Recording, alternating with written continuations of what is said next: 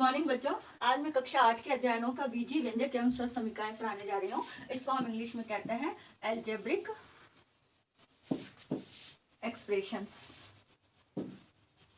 And identities. जैसा कि आप जानते हो, मैथ्स की कई सारी शाखाएं, कई सारी ब्रांचेस हैं, जैसे अंक गणित, बीज गणित, ज्यामिति, त्रिकोणमिति, जिसे हम अर्थमेटिक, ज्योमेट्री, ट्रिग्नोमेट्री और बीजगणित अलजेब्रा कहते हैं। तो ये जो हम अध्याय पढ़ने जा रहे हैं वो बीज गणित के अंतर्गत आता है। बीज गणित, इसे हम इंग्लिश में अलजेब्रा कहते हैं। क्या आप जानते हो इस बीज गणित की उत्पत्ति किस देश ने सबसे पहले की और कब की? इस बीज गणित की उत्पत्ति सबसे पहले मिस्र देश में, जिसे हम क्या कहते हैं, इजिप्ट कहते हैं, मिस्र देश में 3500 वर्ष पूर्व कर दी थी। 3500 वर्ष पूर्व कर दी थी और उन्होंने सबसे पहले संख्याओं के साथ संकेतों का प्रयोग करना शुरू कर दिया था। जैसे कि हम अंक गणित में सिर्फ संख्याओं के बारे में पढ़ते हैं, संख्या का संख्या से जोड़, संख्या का संख्या से गुणा और भाग, संख्या ही संख्या से गुणा भाग और जोड़ घटाव करते हैं। लेकिन इस बीज गणित के अंतर्गत हम संख्या के साथ एक संकेत का भी उपयोग करते हैं, जिसे हम या तो हिंदी वर्णमाला या इंग्लिश अल्फाबेट का कोई लेटर लेकर के करते हैं। और ये सबसे पहले किसने बता दिया था? मिस्र देश के लोगों ने 3500 वर्ष पूर्व बता दिया था। तो भारत में इसकी उत्पत्ति कब और कहाँ, कैसे, किसने की? हमारे एक महान गणितज्ञ थे आर्यभट्ट, जिनका नाम था आर्यभट्ट, और आप सब जानते भी हैं क्योंकि आर्यभट्ट के नाम पर ही हमारे प्रथम कृत्रिम उपग्रह का नाम रखा गया है। और ये आर्यभट्ट ने वैसे तो कई महत्वपूर्ण तथ्यों के बारे में बताया, जैसे सबसे पहले शून्य के बारे में इन्होंने बताया, दशमलव या डेसिमल पॉइंट के बारे में इन्होंने बताया, पाई का मान इन्होंने निकाला 3.1416।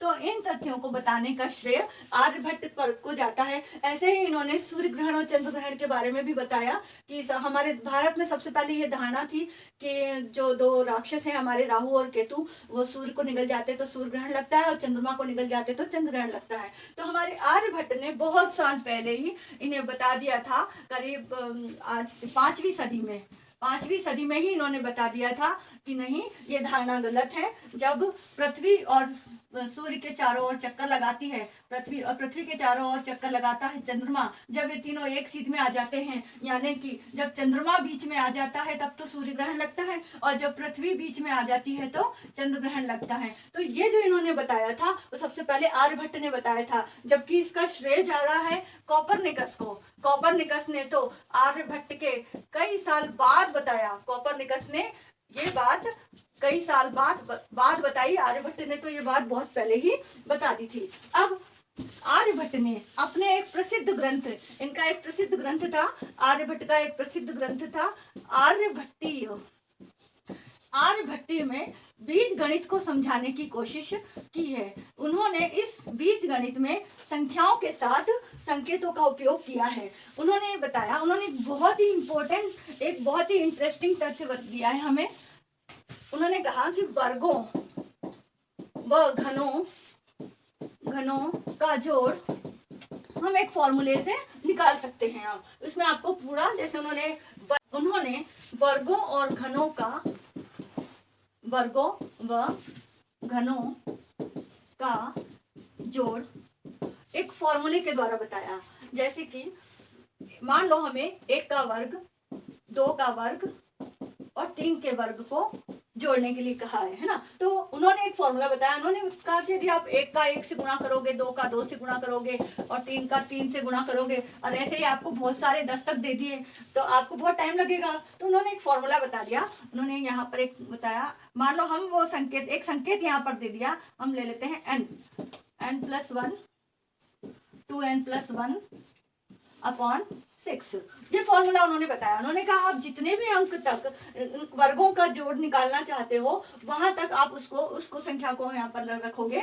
और हमने मान लो यहाँ 3 तक लिया तो यहाँ रखेंगे 3+1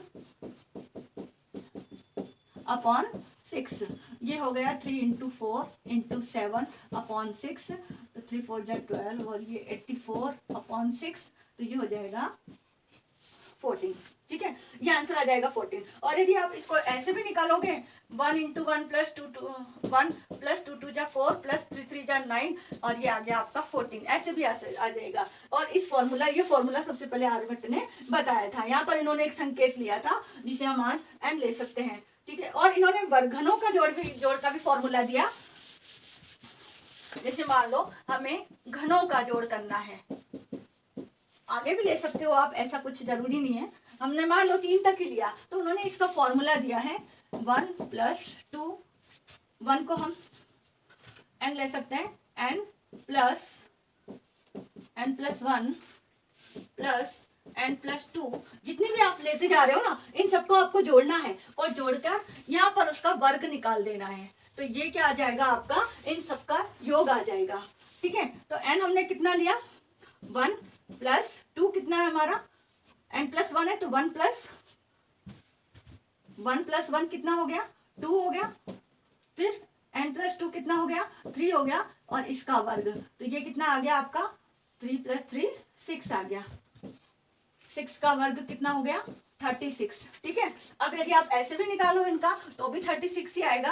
1 × 1 का घन कितना होता है 1 ही होता है, 2 का घन कितना होता है 8 होता है, और 3 का घन कितना 27 होता है। इनको आप जोड़ दो तो कितना आ जाएगा आपका 36 आ रहा है। ठीक है, तो ये जो फॉर्मूले हैं, ये फॉर्मूले किसने बताए थे, आर्यभट्ट ने बताए थे उस समय। और ऐसे क्वेश्चंस आपके कॉम्पिटिटिव एग्जाम्स में भी आते हैं जिसमें आपको टाइम सेव करना होता है कि कितने कम टाइम में आप कितने सवाल हल कर सकते हो। तो आप इतना उनका पहले तो घन निकालोगे, गुणा कर करके फिर जोड़ोगे तो बहुत टाइम खराब होगा आपका। इसे तो आप ये फॉर्मूला लगा दोगे तो तुरंत आपका आंसर आ जाएगा। ये उस समय बहुत साल पहले हमारे आर्यभट्ट ने दिया था, और उसमें उन्होंने इस बीज गणित में अंकों के साथ, संख्याओं के साथ संकेतों का प्रयोग करना बताया था। और इनके अलावा हमारे और भी मैथमेटिशियन गणितज्ञ आए थे, जैसे ब्रह्मगुप्त ने भी बीज गणित में बहुत अपना योगदान दिया था। और उसके बाद भास्कर द्वितीय भी आए थे। इन्होंने एक अपना ग्रंथ लिखा था सिद्धांत शिरोमणि। इस सिद्धांत शिरोमणि के उन्होंने 4 भाग किए थे। उसमें एक भाग इनका बीज गणित था, और बीज गणित में इन्होंने बहुत साल पहले गुरुत्वाकर्षण के बारे में बता दिया था, जबकि गुरुत्वाकर्षण का श्रेय जाता है न्यूटन को, है ना। लेकिन उससे बहुत साल पहले भास्कर द्वितीय ने बता दिया था कि पृथ्वी में एक ऐसा आकर्षण है जो हर वस्तु को अपनी ओर आकर्षित करती है, और ये बात उन्होंने सब बहुत साल पहले ही बता दी थी।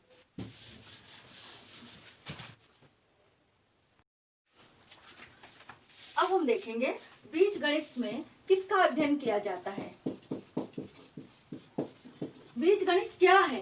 बीज गणित में हम संख्या प्लस संकेतों का अध्ययन करते हैं, या बीज गणित वो है जिसमें संख्याओं के साथ संकेतों का उपयोग किया जाता है, उसे बीज गणित कहते हैं। जैसे इसके अंतर्गत हम या तो इंग्लिश अल्फाबेट का यूज कर सकते हैं, या फिर हम हिंदी वर्णमाला के किसी भी अक्षर का उपयोग कर सकते हैं। यहाँ जरूरी नहीं है, हम किसी के कोई भी संकेत साथ में ले सकते हैं। आप लोगों ने सुना होगा x, y, z का हम अक्सर उपयोग करते हैं। तो जब संख्या के साथ किसी संकेत का मिश्रण या उपयोग किया जाता है, उसे हम बीज गणित के अंतर्गत अध्ययन करते हैं। और ये जो अक्षर या क, ख, ग हम ले रहे हैं, या x, y, z ले रहे हैं, a, b, c ले रहे हैं, इसे हम कहते हैं बीज। इसे हम क्या कहते हैं? बीज या वर्ण। और इसी की वजह से इनका इस गणित का नाम पड़ा है बीज गणित। अब क्या जरूरत आन पड़ी हमें, ऐसी क्या जरूरत पड़ी कि हमें संख्या के साथ संकेतों का उपयोग करना पड़ रहा है? तो अब जैसे मान लो आपको दे दिया कि किसी संख्या में, कोई ऐसी पहेली आपको दे दी कि किसी संख्या में 10 जोड़ने पर हमें 40 प्राप्त होता है, तो वो संख्या ज्ञात करो। तो ये संख्या क्या है आपके लिए? अज्ञात राशि है, इसके बारे में आपको मालूम नहीं है। तो आप क्या करोगे, यहाँ पर कोई भी इंग्लिश का या हिंदी का अक्षर उपयोग में ले सकते हो। तो उसे ही हम क्या कहते हैं, अज्ञात राशि। तो अज्ञात राशियों को प्राप्त करने के लिए हमें उसका कुछ न कुछ तो संकेत देना पड़ेगा ना, वही संकेत क्या कहलाता है, बीज कहलाता है, जो बीज गणित में इन संकेतों का उपयोग किया जाता है। और इन बीजी गणित का उपयोग कहाँ कहाँ पर है, बीज गणित का उपयोग हम पहेलियां सुलझाने में कर सकते हैं, और इनका नियम या सूत्र फॉर्मूले लिखने में करते हैं। जैसे कि अभी आप पढ़ोगे a + b का होल स्क्वायर बराबर a² + 2ab + b²। तो ऐसे कई सारे फॉर्मूले आएंगे। इन फॉर्मूलों में हम ये जो उपयोग कर रहे हैं ना संकेतों का, ये संकेत ही बीज गणित के अंतर्गत आते हैं। और इसका उपयोग हम दैनिक जीवन में हमारी जो समस्याएं उनको हल करने में बीज गणित का उपयोग करते हैं हम। बीज गणित में जैसा कि हमने अब तक पढ़ा, संख्या के साथ संकेतों का प्रयोग किया जाता है। इस संकेत को अब हम क्या कह सकते हैं, बीज या वर्ण कह सकते हैं। जब हम किसी समस्या को सुलझाने के लिए संख्या प्लस संकेत का उपयोग करते हैं तो इस संख्या को बीज गणित में कहते हैं अचर, और इंग्लिश में कहते हैं कांस्टेंट। और संकेत या बीज या वर्ण को हम कह सकते हैं चर, और इंग्लिश में कहते हैं वेरिएबल। अचर और चर, अचर मीन्स जिसका मान कभी नहीं बदलता है, मान नहीं बदलता है। अभी तो संख्या है ना, संख्या तो संख्या ही रहेगी, चाहे आप 2 लिखो तो हमेशा इसका मान 2 ही रहेगा, 2 घटाओगे 2 ही जोड़ोगे 2 का ही गुणा होगा, है ना। चाहे कोई सी भी संख्या लो, ये संख्या क्या रहती है, अचर रहती है, इसका मान कभी नहीं बदलता है। लेकिन संकेत यदि हम कोई ले रहे हैं उसको हम चर कहते हैं। चर का मतलब जिसका मान बदलता रहता है। हर प्रश्न में x का मान अलग अलग होता है। जैसे मान लो मैंने यहाँ ले लिया x + 10 = 20, तो यहाँ पर इसका मान कितना है, 10 है। और मान लो मैंने ये दे दिया x - 2 = 30, तो यहाँ पर इसका मान कितना आ गया, 32। तो हर क्वेश्चन में, हर प्रश्न में इन चरों का मान अलग अलग होता है, इन चरों का मान फिक्स नहीं होता है, इसलिए हम इन्हें क्या कहते हैं, वेरिएबल या चर कहते हैं। अब चर और अचर के संयोजन से बनता है व्यंजक। चर प्लस अचर के संयोग से जो बनेगा उसे हम क्या कहते हैं, बीज गणित में व्यंजक कहते हैं, जिसे हम बीजीय व्यंजक, अब हम हमारे पाठ के जो बीजीय व्यंजक टॉपिक है उस पर आ चुके हैं, उसे हम क्या कहते हैं, बीजीय व्यंजक। बीजीय व्यंजक क्यों कहेंगे, क्योंकि इसमें क्या है, ये चर क्या है, एक बीज है, और अचर क्या है, एक संख्या है, और इन दोनों के मिश्रण से जो बनेगा उसे हम बीजीय व्यंजक कहेंगे। जैसे मान लो मैंने ले लिया 2 + x या x + 3 या x - 4 या 2y + 3। इस तरह से हम जब चर और अचर को मिला करके जब एक बना रहे हैं उसे हम क्या कहेंगे, व्यंजक कहेंगे। अब हम पढ़ेंगे व्यंजक के बारे में। बीजीय व्यंजक, ये बीजीय व्यंजक को हम विभिन्न पदों में विभाजित कर सकते हैं। जैसे एक पदी, द्विपदी, त्रिपदी, या इन्हें द्विपद या त्रिपद भी कहते हैं। एक पदी वो होते हैं जो चर और अचर जब गुणा या भाग से जुड़े हुए हों। जैसे 2xy ये एक पदी है, जैसे 3/5y³ ये भी एक पदी है, लेकिन इनके बीच में कहीं प्लस, बीच में इन चार और अचर के बीच में कहीं प्लस और माइनस का साइन नहीं आ रहा है। आगे आ सकता है, जैसे ये जो 2xy पद है उसके आगे माइनस आ सकता है, आगे प्लस आ सकता है, लेकिन बीच में नहीं आ सकता। तो जिसमें वो पद जिसमें चर और अचर गुणा भाग से संयोजित होते हैं, प्लस और माइनस से संयोजित नहीं होते हैं, ऐसे को हम एक पदी कहते हैं। 4ab³ ये भी एक पद है। अब वो पद जिनके बीच में प्लस या माइनस का चिन्ह आ जाता है वो द्विपदी में विभाजित हो जाते हैं। जैसे मान लो मैंने लिखा -2xy, अब मैंने यहाँ प्लस करके दूसरा पद लिख दिया 3y³ है ना, तो ये द्विपदी हो गया, क्योंकि ये दोनों पद -2xy पद अलग है, 3y³ से प्लस के द्वारा अलग हो गया है, तो ये द्विपदी कहलाएगा। और भी हम एग्जाम्पल ले सकते हैं, 5ab² - 2ab ये भी एक द्विपदी का उदाहरण है। ये एक व्यंजक है और द्विपदी का उदाहरण है। त्रिपदी में ऐसे 3 पद मिलकर के और उनके बीच में प्लस और माइनस का साइन होता है, वो त्रिपदी कहलाते हैं। जैसे 3xy - 2yz प्लस 4zx। ये एक त्रिपदी का उदाहरण है। और ऐसे ही और भी कई सारे उदाहरण हो सकते हैं, 4 पदी भी हो सकते हैं, 5 पदी भी हो सकते हैं, जिन्हें हम बीजी व्यंजक कहते हैं। और इन सभी को एक पदी, द्विपदी और त्रिपदी, इन तीनों को हम बहुपद भी कह सकते हैं। मतलब एक बहुपद में एक पदी भी आ सकता है, द्विपदी भी आ सकता है और त्रिपदी भी आ सकता है। तो कहने का मतलब है कि ये सभी बहुपद के उदाहरण हैं। ठीक है, अभी हमने देखा बीजी व्यंजक किसे कहते हैं। बीजी व्यंजक जो कि चर प्लस अचर के संयोजन से बनते हैं। अब जब अचर और अचर के संयोजक से बीजी व्यंजक बनते हैं, और बीजी व्यंजक को हमने पढ़ा दो तीन प्रकार के होते हैं, एक पदी, द्विपदी, त्रिपदी, या द्विपदी त्रिपदी को हम बहुपदी भी कहते हैं। तो जब ये बीजी व्यंजक कोई परिणाम देते हैं हमें, जैसे मान लो मैंने एक लिख दिया 2x + 1, और यहाँ पर यदि इसका कोई मान रख दे हम, तो हमें मिल गया मान लो 11, तो इससे बनता है समीकरण। इसे हम कहते हैं समीकरण।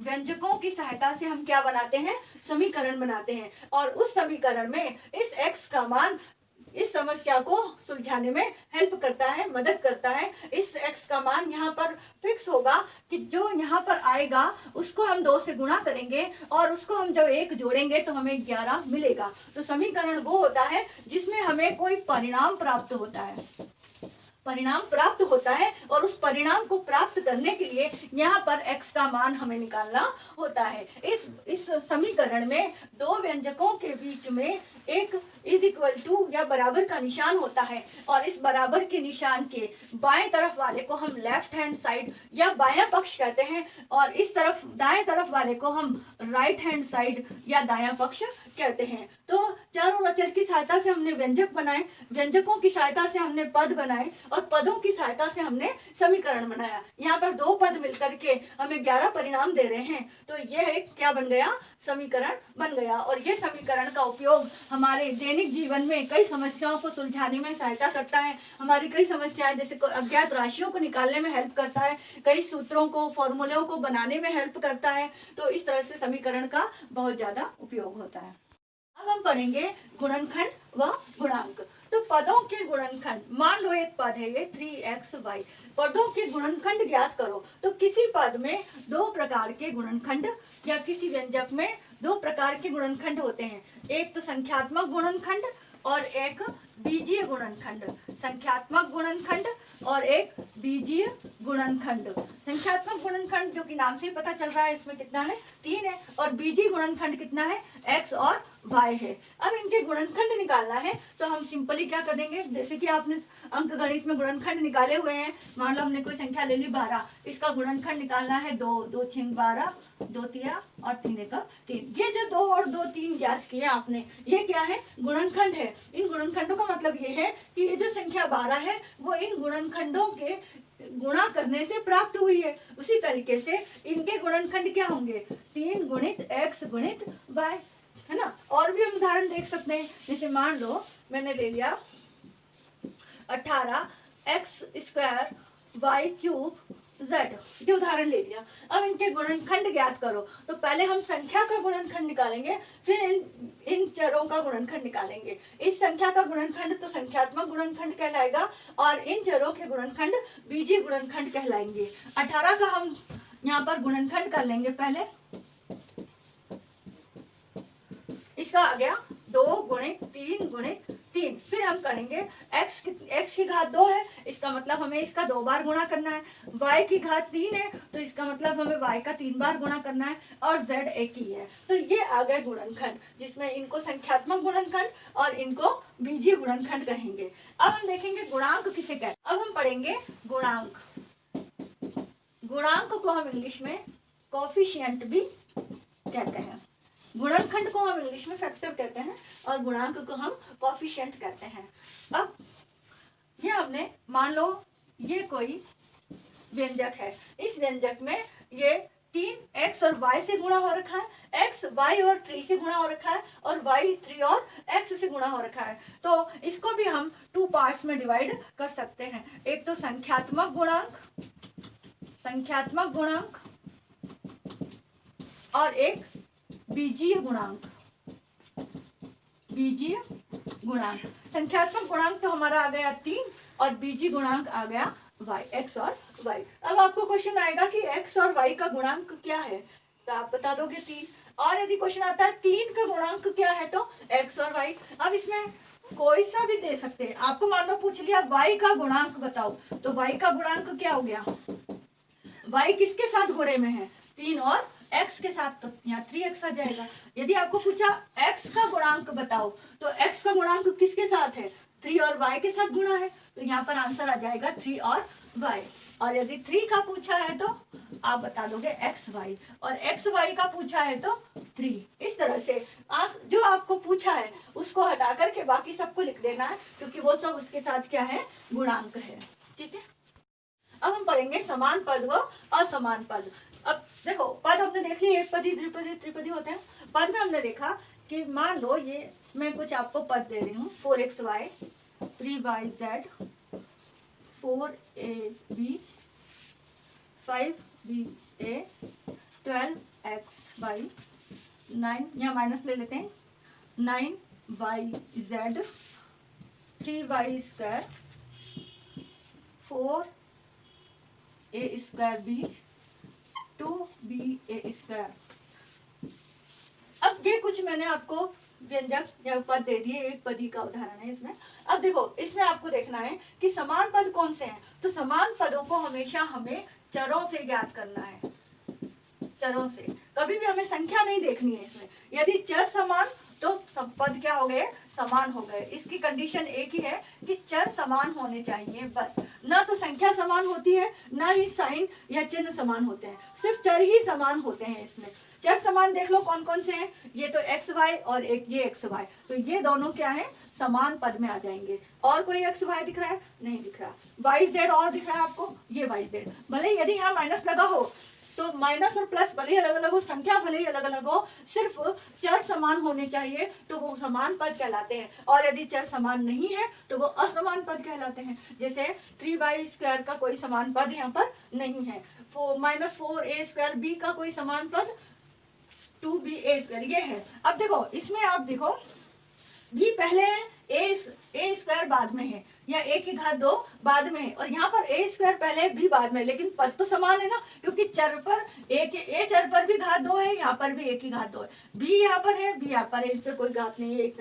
तो इस तरह से ये दोनों भी समान पद में आएंगे। तो संख्या अलग हो सकती है, साइन अलग हो सकते हैं, लेकिन चर समान होना चाहिए। भले b पहले लिखा हो, a² बाद में लिखा हो, उससे कोई फर्क नहीं पड़ता, लेकिन ये इनकी घातें समान होनी चाहिए। तो अब हम देखेंगे कि समान पद के लिए कंडीशन क्या क्या है। एक तो चर समान, दूसरी चरों पर घातें समान, चरों पर घातें समान। बस आपको ये दो चीजें देखनी है। चर समान होने चाहिए, यदि a है तो वहां भी a, b है तो वहां भी b, या x है तो उधर भी x, और y है तो उधर भी x, और उन चरों पर घातें भी समान होनी चाहिए। यदि 4y² है और ये -12y², तो ये दोनों समान हो गए। क्यों? क्योंकि चर समान y और y, दूसरा चरों पर घातें समान। इस तरह से ये समान पद होते हैं। और जो समान नहीं होते, मान लो यहाँ 3 होता तो ये क्या हो जाता, असमान पद हो जाता। ठीक है, अब हम